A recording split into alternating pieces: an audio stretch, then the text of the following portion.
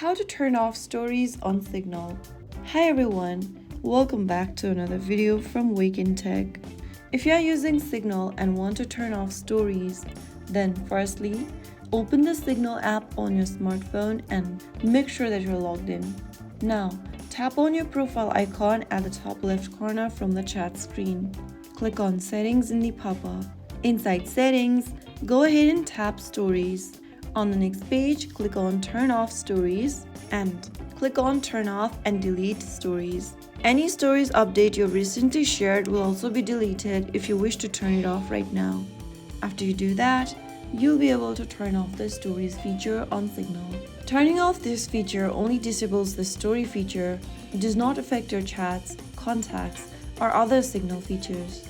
You can enable Stories again anytime by returning to the Stories tab and turning the feature back on. So there you have it. If you found the video helpful, don't forget to like, share and subscribe to our channel. I will be back again in the next video. Thank you for watching.